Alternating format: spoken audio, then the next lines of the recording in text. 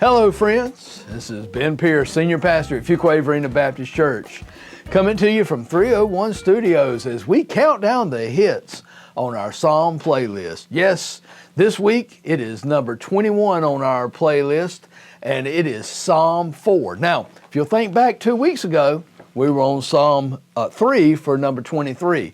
Now, here's what this one's called. This one's called the Evening Psalm. Now, you remember, Psalm 3 was the morning psalm. Psalm 4 is the evening psalm. Both of them are Psalms of David, and this is a prayer of trust offered after a long, trouble-filled day. Now, a while back, many scholars believe Psalm 3 and 4 were together originally and were to be one single unit at one time. Psalm 3 would be the morning psalm, Psalm 4 the evening psalm, and they make one complete day. So if so, the context of Psalm 4 is the same as Psalm 3. It's the revolt of Absalom. The title implies it would be played with string instruments, maybe a harp.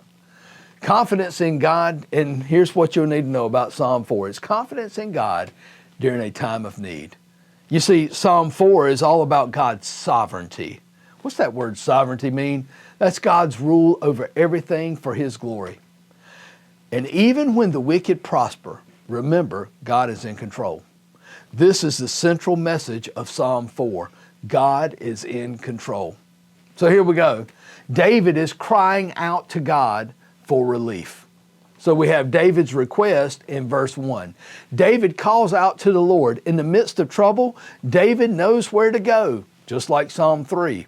Answer me when I call to you is a cry to be heard by His righteous God.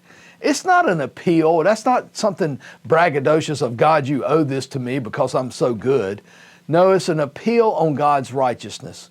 Give me relief from distress. Now that word distress in the Hebrew, it means a tight place. He's looking for relief, which is an open place. And he cries out, God, be merciful to me. Now remember, David's running for his life. He's no longer sleeping on a Serta mattress foam, nice cushioned mattress. No, he's in a cave. Brother doesn't know if he's going to see tomorrow. And so he's crying out that his life depends on this. But I want you to see David kind of changes from a call out to God to verses 2 and 3. He has a rebuke on his enemy. He's not addressing God in verses 2 and 3. He's addressing his enemies. He rebukes them for their oppression against him and basically says, how long? How long are you going to love delusions? How long are you going to love telling lies about me? When are you going to put your confidence in God? You see, God has set apart His righteous ones, and He opposes God's chosen ones. So He's trying to help them to see, no, you're headed down the wrong road. This is His son, after all. David's rebuttal in verses 4 and 5. He says he prays for their hearts to change. He directs his appeal to God for his enemies. Now, look, if my son was running after me trying to kill me, I might be praying to God, but I don't know that I'd be praying, Lord, change his heart. I hope I would, because here's David praying that his enemies would be made to fear the Lord. You see, God convicts their conscience, that God would change them at night. He prays that God would help them to abandon their wicked ways and that they would worship God. But I want you to see David's relief in verses 6 through 8. David's followers were struggling. Who can show us any good? In fact, they're having a tough time with this as they're living in caves as well. And anyway, they begin to think, is there any hope in following David? I don't see much of a future here with David. We had one, but now it doesn't seem to be one since we're running for our lives in caves. Is following David going to lead to a good place, or is it going to lead to my death? And so David's going to appeal to God, let the light of your face shine upon us, O Lord.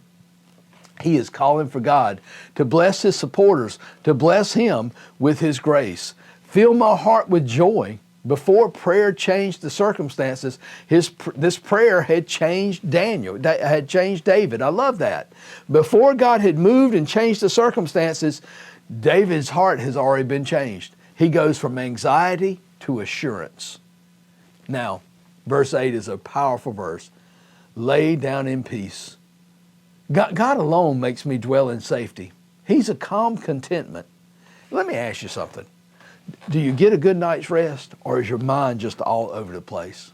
Have you got so many things and problems in your life? Then I believe Psalm 4 is a great place to go.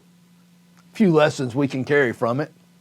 The first one is this: prayer is never an exercise in empty chatter. You're talking to Almighty God.